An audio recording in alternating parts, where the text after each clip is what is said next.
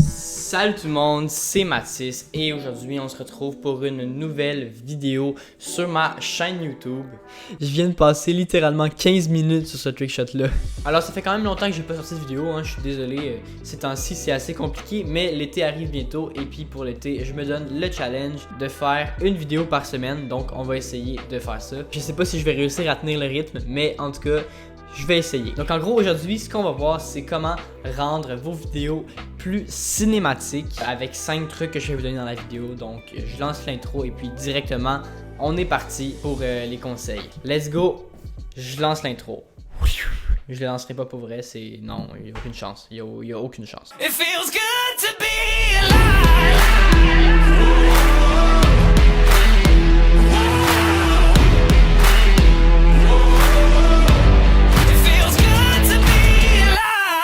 Bon, ok, donc le premier conseil pour rendre vos vidéos plus cinématiques, ça serait tout simplement de monter vos vidéos en 24 FPS. Donc, 24 FPS, en fait, c'est 24 frames par seconde, 24 images par seconde. En gros, c'est à peu près ce que notre œil voit, donc c'est pour ça que ça rend les choses plus cinématiques, entre guillemets. Donc, je sais qu'il y en a qui disent que plus il y a d'images par seconde, mieux c'est, mais c'est pas du tout le cas. En fait, 24 images par seconde, c'est ce qui rend les vidéos plus cinématiques. Bon, donc là, par exemple, je suis sur Final Cut et je vais me créer un nouveau projet. Bon, donc là, vous avez plein d'options pour créer votre projet, mais nous, l'option qui nous intéresse, c'est ici, le débit. Donc moi j'aime bien 23.98 qui est vraiment presque 24 images par seconde, mais vous voyez vous pouvez choisir 24, 25 à la limite c'est pas si pire, mais après allez pas le mettre à 60 fps, là ça va être trop d'images par seconde puis ça va faire déjà un fichier plus lourd en plus de honnêtement rendre votre vidéo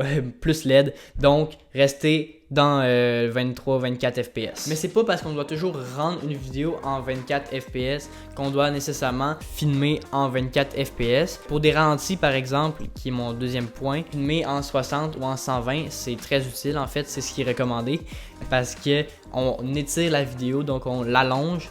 Donc on a besoin de plus d'images par seconde pour qu'une fois qu'on rende la vidéo plus longue, et bien qu'on soit capable d'avoir 24 images par seconde par exemple dans notre plan ralenti. Alors pourquoi filmer des plans au ralenti, ça rendrait nos vidéos plus cinématiques? Et bien d'abord si vous filmez à main levée, ça vous permettrait d'avoir un rendu plus stable, plus smooth. Donc toutes les petites vibrations vu qu'ils sont ralentis paraissent moins. Et puis on sait qu'un plan stabilisé rend ça plus cinématique, c'est comme si tu avais un stabilisateur. Ça permet aussi de rajouter de l'émotion. Donc si votre vidéo est calme par exemple, ça permet au spectateur de se sentir calme lui aussi, de se sentir apaisé. Il faut pas abuser non plus avec les shots au ralenti, pas juste mettre ça, mais une ou deux shots au ralenti par projet, ça peut être vraiment cool. Donc je vous recommande de faire quelques plans à 60, 120 ou encore plus de FPS si vous voulez, tant que vous les ralentissiez par la suite. Bon, mon troisième point, ce serait au niveau du son, de l'ambiance sonore.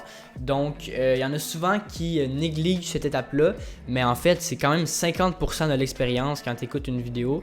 Donc, c'est important quand même. Donc, faire un bon choix de musique, un choix de musique qui est en lien avec la vidéo que vous créez. Donc, si par exemple, vous êtes sur une plage puis vous mettez une musique de heavy metal, par exemple, ben ça n'a aucun sens. À moins que votre projet ça ait un lien avec le heavy metal sur la plage, mais je vois vraiment pas comment ça pourrait arriver. Donc c'est ça, le choix de musique est vraiment important. Et il y a aussi le sound design. Donc tout créer l'ambiance avec des sons. Il y en a beaucoup qui n'en mettent pas du tout, qui oublient cette étape-là quand ils font un montage, mais c'est quand même une étape très importante.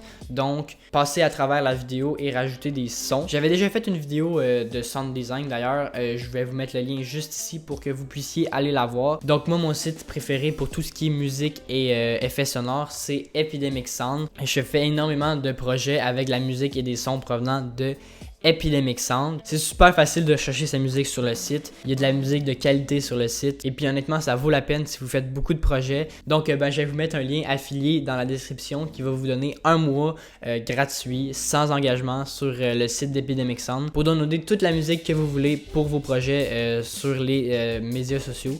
Donc honnêtement, ça vaut la peine. Je vous invite à cliquer dans le lien de la description. Et puis, on passe au prochain truc. Donc, une autre étape qui est très négligée chez les débutants lorsqu'ils font un montage, c'est tout simplement le color grading, l'étalonnage dans le fond. Ça, c'est la couleur de votre vidéo. C'est un peu comme une photo en fait, donc quand vous prenez votre photo, vous la sortez pas directement de votre carte SD puis vous la partagez sur internet, sur Instagram par exemple. En général, les photographes, ce qu'ils font, c'est qu'ils modifient les couleurs, ajustent les contrastes, la saturation et toutes ces affaires là pour rendre la photo encore plus belle qu'elle l'est déjà. Donc c'est la même chose en vidéo pour l'étalonnage. Donc même la vidéo que vous êtes en train de regarder en ce moment, elle est étalonnée. Donc je vais vous montrer sans étalonnage, ça ressemble à ça. C'est un peu moins beau, je vais pas vous mentir. Donc pouf, je le remets juste pour que vos yeux ne saignent pas. Donc vous voyez, c'est pas la caméra qui rend tout beau, c'est vraiment après au montage où qu'on retravaille l'image. Donc ça prend quand même un peu de pratique au début. Au début, les images sont pas toujours très belles, mais une fois que vous commencez à maîtriser tous les outils, ça va vraiment bien et puis ça rend vos vidéos vraiment plus cinématiques. Sinon, un dernier truc bonus que je vous donnerais pour rendre vos vidéos plus cinématiques, ça serait d'ajouter des bandes noires. Donc ça, c'est pas obligatoire sur une vidéo, mais ça rend une vidéo plus cinématique. Encore une fois, là, c'est un choix artistique. Des fois, on peut jouer avec les bandes noires pour venir créer l'impression d'être plus serré, d'être plus coincé. Et après, on peut, mettons, les enlever un peu pour donner l'impression au spectateur qu'il est moins coincé, qu'il est plus libre en fait. Donc, vous pouvez jouer avec les bandes noires pour donner des moods, mais d'habitude, les bandes noires 2.35, ça rend vraiment un aspect, un look cinématique. Bon, alors c'est tout pour ces petits trucs vraiment simples pour comment rendre une vidéo plus cinématique. J'espère que la vidéo vous a plu. C'était vraiment une petite vidéo simple, mais là l'été arrive et puis vous allez voir que je vais faire des concepts un peu plus gros, donc j'ai vraiment hâte. Donc sur ce, moi je vous invite à vous abonner avec la cloche de notification, à liker la vidéo, ça fait toujours plaisir. Et puis ben sur ce, moi je pense que je vous dis ciao, c'était Mathis et puis on se retrouve pour une prochaine vidéo sur ma chaîne YouTube. Ciao!